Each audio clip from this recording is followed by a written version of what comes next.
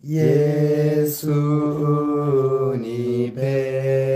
unipendaye, kwako nakimbilia. Ni wewe utoshaye, mwovu akinijia. Yafiche ubavuni mwako maisha yangu, nifishe bandarini, uokoe moyo wangu. Ngome nyingine sina, nategemea kwako. Usinitupe Bwana, nipe neema yako.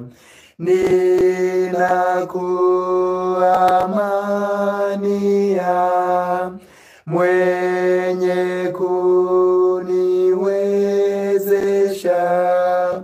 Shari wanikingia, vitani wanitosha.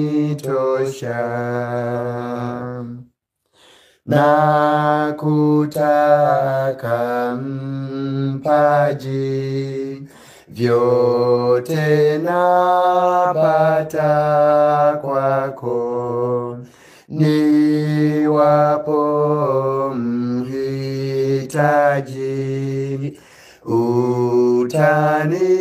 utanijazi vyako. Nao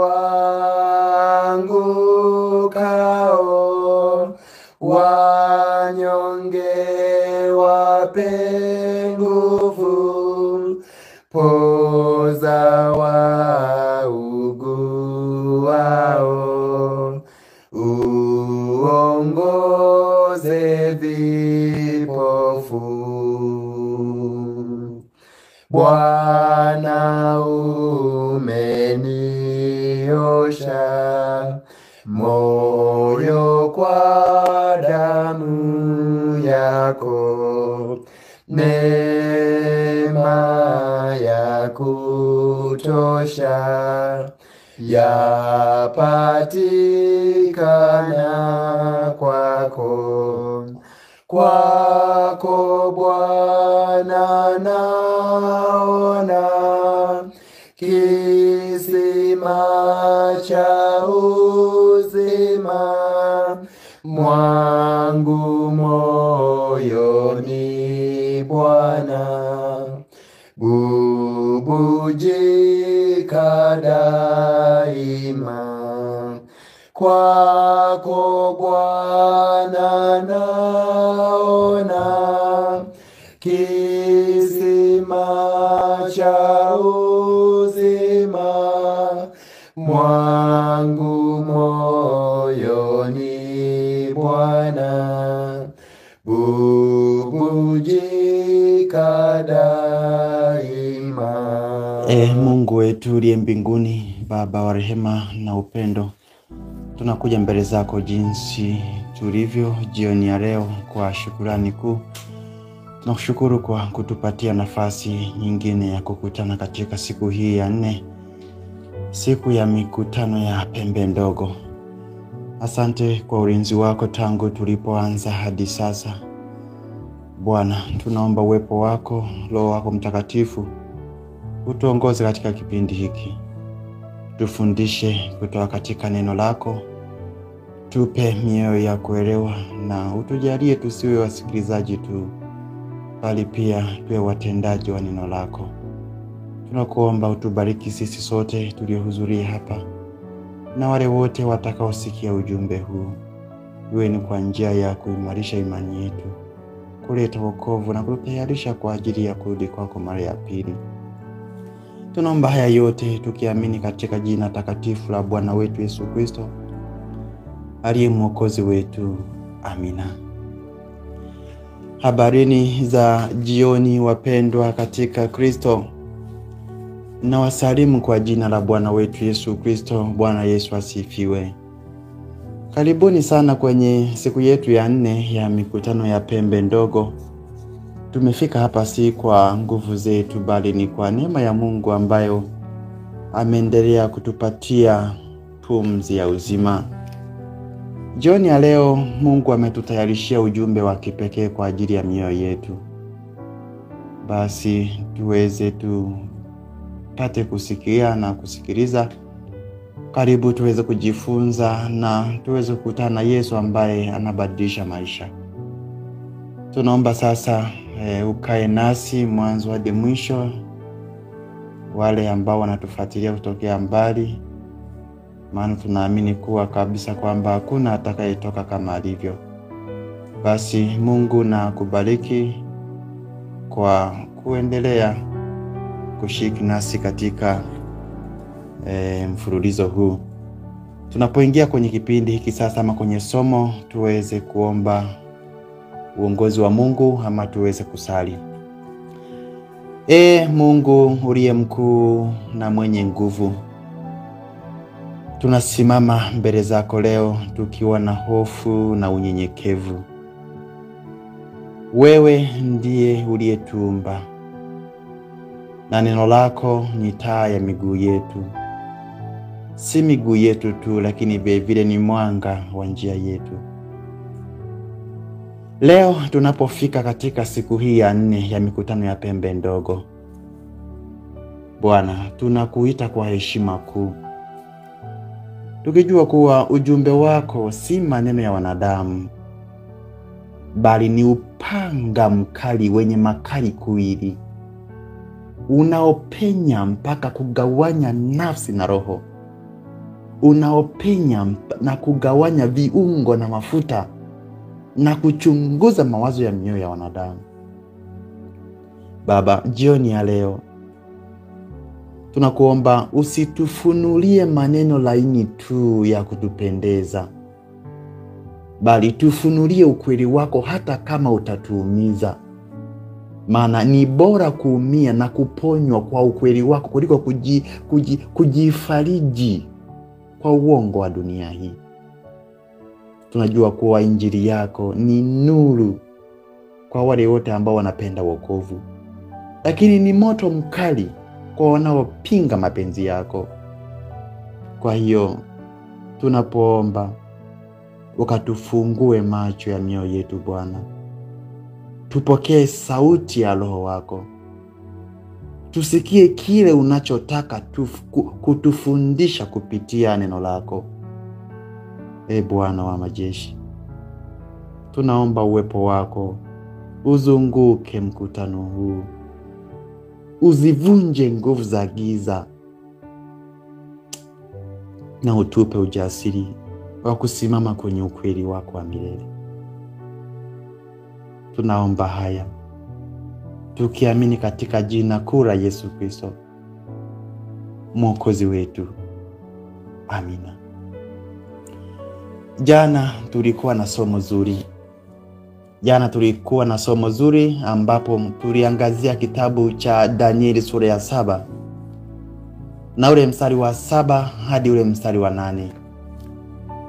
Katika kitabu cha Danieli sura ya 7 ule mstari wa 8, jana tuliona wazi kabisa kwamba pembe ndogo baada ya kuzuka iliweza kung'oa pembe zingine 3.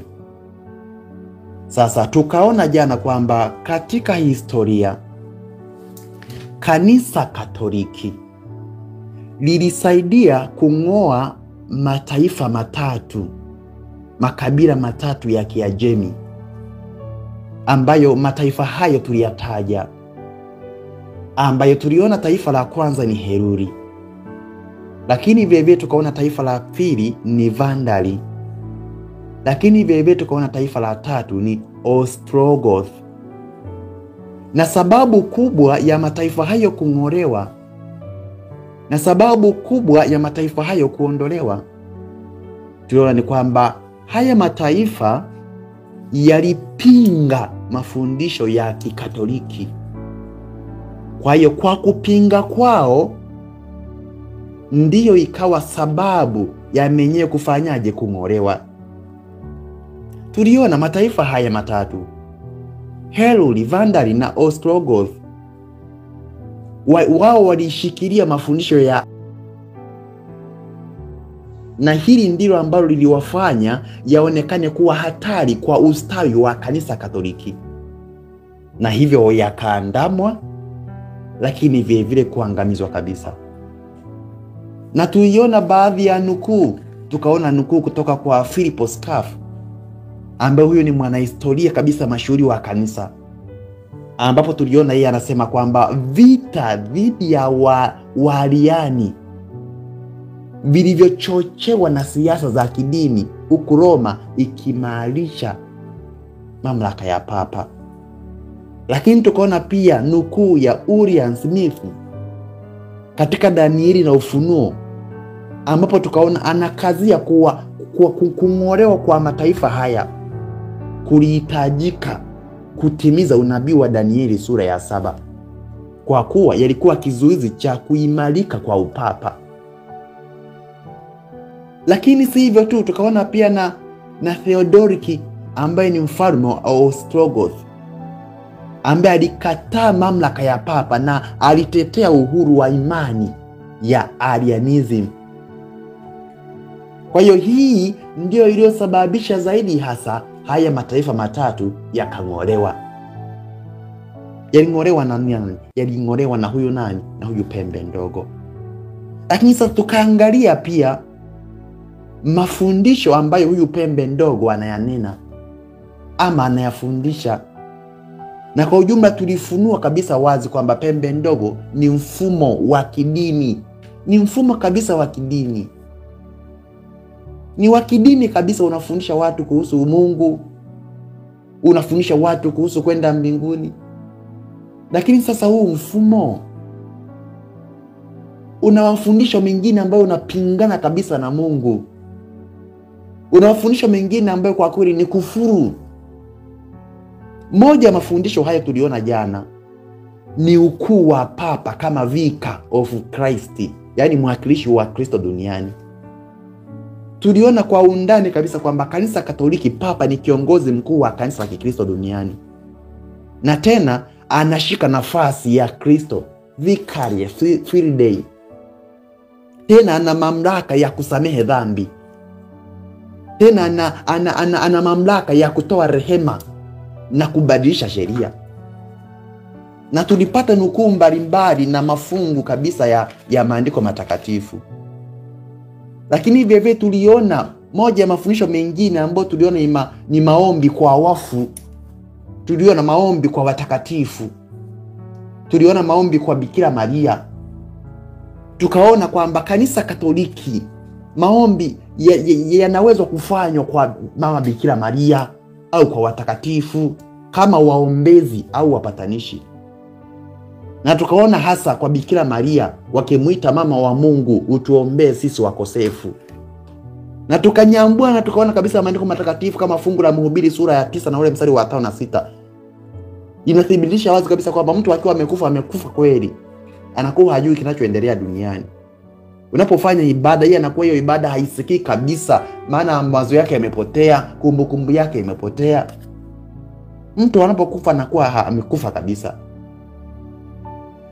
Lakini vile vile tukaona dhana ya purgatory, dhana ya toharani, ambapo ni mahali pa utakaso wa roho baada ya kufa. Tukaona huu mfumo. Tukaona kanisa Katoliki linavyofundisha kwamba baada ya mtu kuwa amekufa, roho ya mtu huyo huwa inaenda purgatory kusafishwa kwanza, kutakaswa kabla ya kwenda mbinguni. Na hapo sasa watu walio hai wanaweza kuwaombea au kuwalipia misa. Tukanukuu fungu kama Waebrania sura ya 9 na ule mstari wa 27, ambalo kwa hakika Biblia haijafundisha kabisa kuhusu purgatory wala kuhusu wafu kuwafanyia tena ibada.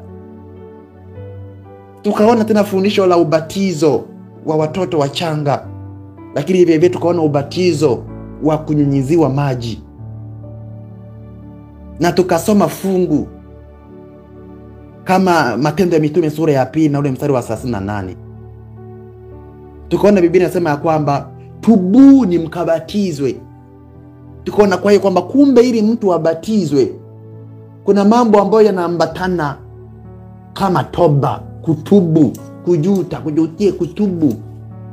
Sasa tukajiuliza, mtoto mchanga anaweza akatubu, lakini mfumo huu wa dini unabatizwa hata watoto wachanga. Mtoto ana umri mdogo, mtoto ni mchanga, ana mwaka mmoja na miezi, mtoto anabatizwa. Lakini hata ubatizo wenyewe unaobatizwa ni ule ubatizo wa kunyunyiza.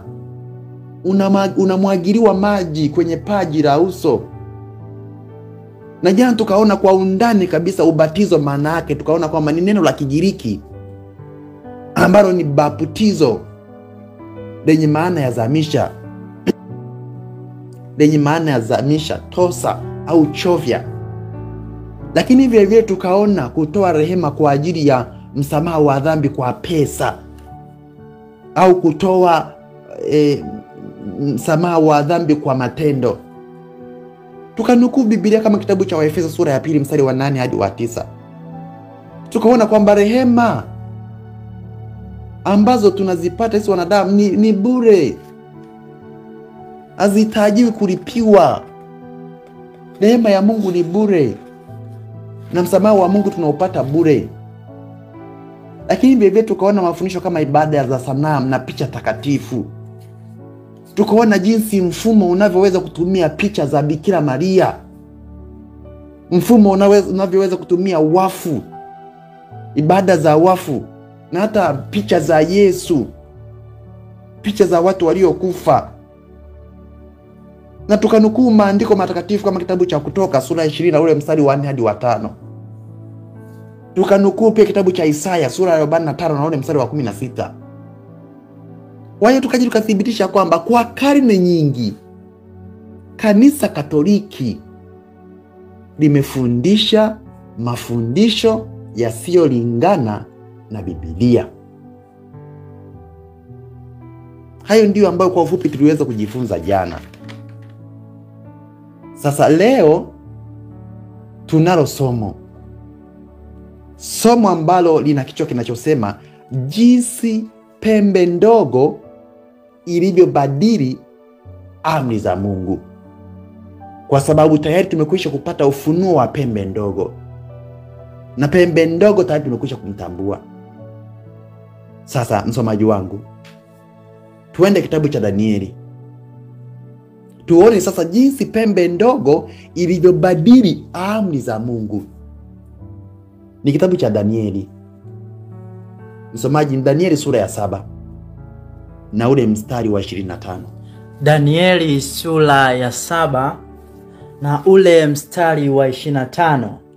Neno la Mungu linasema, naye atanena maneno kinyume chake aliye juu, naye atawadhoofisha watakatifu wake aliye juu, naye ataazimu kubadili majira na sheria, nao watatiwa mikononi mwake kwa wakati na nyakati 2.5 wakati.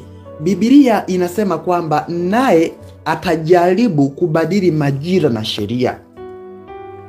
Fungu hili linatoa unabii kuhusu pembe ndogo, yaani mamlaka ya kidini na kisiasa ambayo ingetokeza baada ya farume kuu, ambayo ingejitwalia nafasi ya Mungu kwa kujaribu kubadili nyakati, kwa kujaribu kubadili sheria za Mungu takatifu. Msomaji wangu, ni kitabu cha Malaki. Tusome kitabu cha Malaki sura ya 3 na ule mstari wa 6. Kitabu ni cha Malaki sura ile ya 3 na ule mstari wa 6. Maandiko matakatifu yanasema, kwa kuwa mimi Bwana sina kigeugeu, ndiyo maana ninyi mkaangamizwa, enyi wana wa Yakobo. Neno la Mungu linathibitisha wazi kwamba sheria za Mungu hazibadiliki. Mungu mwenyewe anasema katika kitabu cha Malaki sura ya 3 mstari wa 6 kwamba kwa kuwa mimi Bwana sibadiliki. Mungu si kigeugeu atoe maagizo alafu ayabadilishe. Ni kitabu cha Mathayo, msomaji. Ni Mathayo sura ya 5 na ule mstari wa 18. Kitabu ni cha Mathayo sura ile ya 5 na ule mstari wa 18. Maandiko matakatifu yanasema, kwa maana amini nawaambia, mpaka mbingu na nchi zitakapoondoka, yodi moja wala nukta moja ya torati haitaondoka hata yote yatimie. Hapa tunaona Yesu mwenyewe pia anasema kwamba mpaka mbingu na nchi zitakapopita, yani yodi moja wala nukta moja ya sheria haitapita hata yote yatimie. Hii inaonyesha kuwa sheria ya Mungu ni ya milele na haibadiliki. Lakini Biblia ilitabiri kwamba mamlaka fulani ya kidini itajaribu kufanya hivyo. Historia inatuonyesha wazi kuwa kanisa Katoliki, kanisa la Roma, ndilo lililojaribu kubadili amri za Mungu. Msomaji, kitabu cha Kutoka. Ni Kutoka sura 20 mstari wa 8 hadi mstari wa 11. Kitabu ni cha Kutoka sura ile ya 20 mstari wa 8 hadi wa 11. Maandiko matakatifu yanasema, ikumbuke siku ya Sabato uitakase. Siku sitafanya kazi, utende mambo yako yote, lakini siku ya saba ni Sabato ya Bwana Mungu wako. Siku hiyo usifanye kazi yoyote, wewe wala mwana wako wala binti yako wala mtumwa wako wala mjakazi wako wala mnyama wako wa kufuga wala mgeni aliye ndani ya malango yako. Maana kwa siku 6 Bwana alifanya mbingu na nchi na bahari na vyote vilivyomo, akastarehe siku ya 7. Kwa hiyo Bwana akaibarikia siku ya Sabato akaitakasa. Biblia inasema kwamba ikumbuke siku ya Sabato uitakase. Lakini cha kusikitisha ni kwamba amri ya 4 katika Biblia ilibadilishwa na kupelekwa Jumapili. Yaani watu badala ya kuikumbuka siku ya Sabato na kuitakasa, tunaikumbuka Jumapili na kuitakasa. Kanisa Katoliki linakiri lenyewe wazi kabisa kwamba lilibadilisha Sabato kutoka Jumamosi hadi Jumapili. Tunao ushahidi tena kupitia kitabu cha kanisa kabisa, ambacho ni kitabu kinachoitwa The Convert's Catechism of Catholic Doctrine cha mwaka 1957.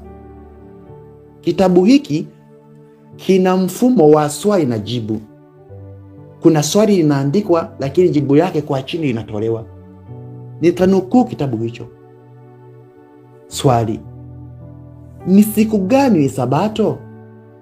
Jibu: Sabato ni siku ya Jumamosi.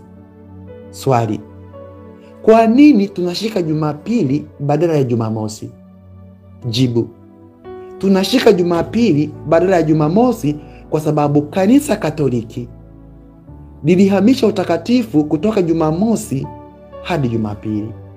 Mwisho wa kunukuu. Kwa hiyo hapa tunaona wazi kuwa si Biblia iliyobadilisha, na badala yake ni mamlaka ya kanisa, yani pembe ndogo, ndiyo iliyofanya hilo. Msomaji, ni kitabu cha Kutoka. Ni Kutoka sura ya 20 mstari wa 4 hadi mstari wa 6. Kitabu cha Kutoka sura ile ya 20 mstari wa 4 hadi wa 6, maandiko matakatifu yanasema: usijifanyie sanamu ya kuchonga, wala mfano wa kitu chochote kilicho juu mbinguni, wala kilicho chini ya dunia, wala kilicho majini chini ya dunia. Usisujudie wala usivitumikie, kwa kuwa mimi Bwana Mungu wako ni Mungu mwenye wivu, na wapatiliza wana maovu ya baba zao, hata kizazi cha 3 na cha 4 cha wanichukiao. 6. Nami na warehemu maelfu elfu wanipendao na kuzishika amri zangu. Amri ya pili, ambayo ni amri ya Mungu, inakataza kuabudu sanamu. Lakini katika katekisimu ya Kanisa Katoliki, amri hii imeondolewa na kufichwa ili kuruhusu ibada za sanamu na sanamu za watakatifu. Lakini ili kudumisha idadi ya amri 10 ziweze kutimia 10, sasa amri ya 10 iliweza kugawanywa mara 2, ambavyo ikasomeka kama usitamani nyumba ya jirani yako, amri ya 9, na amri ya 10 usitamani mke wa jirani yako. Yaani usitamani mwanamke asiye mke wako, na usitamani mali ya mtu mwingine. Ndilo badiliko ambalo lilifanyika kutoka katika maandiko matakatifu, ama kubadilishwa kwa amri za Mungu. Lakini Biblia ilitabiri kuwa nguvu hii, yani pembe ndogo, ingetokea baada ya falme 10 kugawanyika. Tunaposoma kitabu cha Danieli sura ya 7 na mstari wa 24, Biblia ilitabiri kuwa pembe ndogo ingezungumza maneno ya kufuru. Biblia ilitabiri kuwa pembe ndogo angewadhuru watakatifu wa Mungu. Biblia ilitabiri kuwa ingebadili, huyu pembe ndogo angebadili sheria na nyakati. Historia inathibitisha haya yote kupitia utawala wa Papa, ambapo amri zilibadilishwa, amri zikapindishwa, Sabato ikabadilishwa, watu wakauawa kwa kushikilia Biblia na kweli. Msomaji, ni kitabu cha Ufunuo sura ya 14 na ule mstari wa 12. Kitabu ni cha Ufunuo sura ile ya 14 na ule mstari wa 12. Maandiko matakatifu yanasema: hapa ndipo penye subira ya watakatifu, hao wazishikao amri za Mungu na imani ya Yesu Kristo. Biblia inasema kwamba hapa ndipo penye subira ya watakatifu, hao wanaozishika amri za Mungu. Kanisa la kweli la Mungu katika siku za mwisho haitafuata amri ambazo zimepindishwa na wanadamu, bali litashika amri zake 10 zote kama Mungu alivyozielekeza. Ukweli haubadiliki kwa sababu watu hawapendi. Pembe ndogo ilibadili kwa mamlaka ya kibinadamu, lakini Mungu hajawahi kubadili. Siku ya Sabato bado ni siku ya 7, na ni amri zake bado ni 10. Msomaji, ni kitabu cha Yohana sura ya 14 na ule mstari wa 15. Kitabu cha Yohana sura ile ya 14 na ule mstari wa 15. Maandiko matakatifu yanasema: mkinipenda mtazishika amri zangu. Nitarudia. Kitabu ni cha Yohana sura ile ya 14 na ule mstari wa 15. Maandiko matakatifu yanasema: mkinipenda mtazishika amri zangu. Neno la Mungu inasema mkinipenda mtazishika amri zangu. Hili neno la Mungu, mkinipenda mtazishika amri zangu. Swali la kujiuliza, wewe unampenda Mungu ama ni amri zipi unazozishika? Ni kitabu cha Yohana sura ya 8, msomaji. Kitabu cha Yohana sura ya 8 na ule mstari wa 32. Kitabu ni cha Yohana sura ya 8 na ule mstari wa 32. Maandiko matakatifu yanasema: tena mtaifahamu kweli, nayo hiyo kweli itawaweka huru. Biblia inasema kwamba mtaifahamu kweli, nayo itawaweka huru. Labda pengine umewahi kujiuliza kwa nini unafuata mafundisho ambayo hayako kwenye Biblia? Ama kwa nini unashika siku ambayo Mungu hakuiweka? Ama kwa nini unamwamini mtu au kanisa lililothubutu kubadili amri za Mungu aliye hai? Mungu alisema wazi katika kitabu cha Kutoka sura ya 20 mstari wa 8 mpaka 11. Alisema, ikumbuke siku ya Sabato uitakase. Siku ya saba ni Sabato ya Bwana Mungu wako. Lakini mfumo ulio ndani yake umeibadilisha Sabato ya Bwana na kuiweka Jumapili, ambayo ni siku ya jua, ambayo ni siku ya kipagani. Na hata kanisa lenyewe linakiri, linasema tulibadili sisi, si Biblia. Hii sio heshima kabisa kwa Mungu, ni kumdhalau yeye aliyeumba. Ukweli ni kwamba ukiendelea kushikamana na mfumo huu, unafanya kazi ya kumpinga Mungu pasipo kujua. Upo kwenye njia ya maangamizi, kwa sababu Ufunuo sura ya 14 mstari wa 9 na ule mstari wa 10 inasema wazi kwamba mtu akimwabudu yule mnyama na sanamu yake na kuipokea chapa yake, yeye naye atakunywa katika mvinyo wa ghadhabu ya Mungu.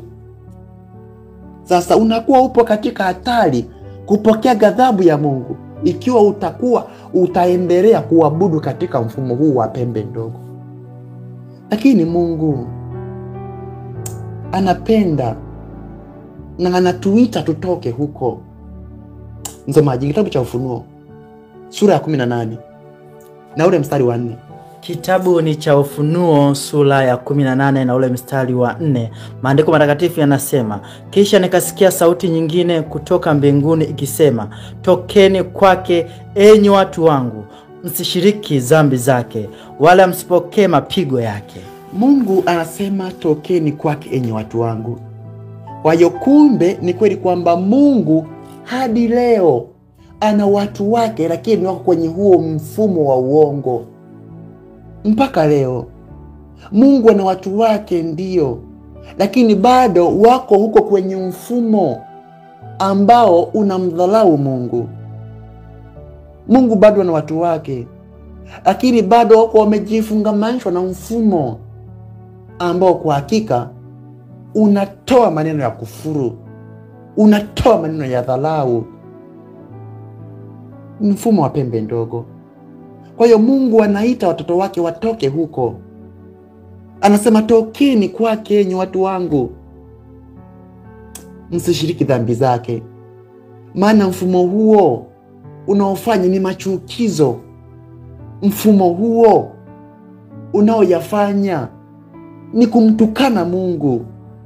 Mungu anasema hivi, mwenyewe anasema hivi.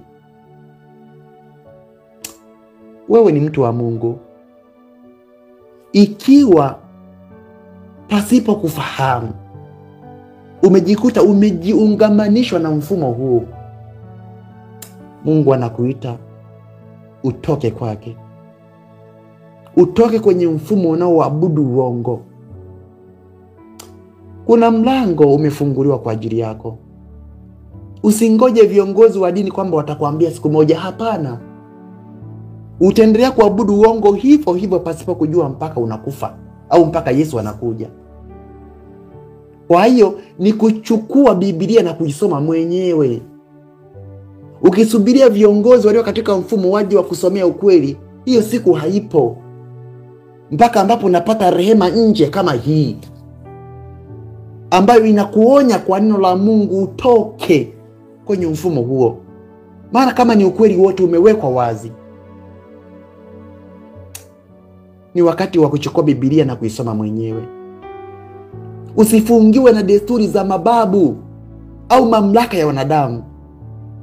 Mungu anataka ufuate amri zake, sio amri za wanadamu. Hapana. Ukweli huu unaweza kukuumiza leo, lakini ni bora ujeruhiwe na ukweli ambao utakuokoa, alafu mwisho uje uokolewe, kuliko kufarijiwa na uongo alafu hatimaye uje uangamizwe. Sasa chagua kwamba utamtii nani. Lakini mimi kama mtumishi wa Mungu ninalo pendekezo. Chagua kumwabudu Mungu, chagua kumtumikia Mungu wa kweli. Ikiwa leo umegundua kwamba miongoni mwa wale ambao wameungamanishwa kwenye mfumo pasipo kufahamu, basi mshukuru Mungu na toka katika mfumo huo. Kama Mungu anavyosema toka, maana wewe ni mtu wake. Mungu aliyeumba mbingu na nchi anahitaji ibada yako uipeleke kwake. Mungu wa kweli wa milele, tunakuomba utusamehe, maana tumepotezwa na mafundisho ya uongo. Lakini leo tunakiri ni bora tuumie na ukweli wako kuliko kufa na uongo wa wanadamu.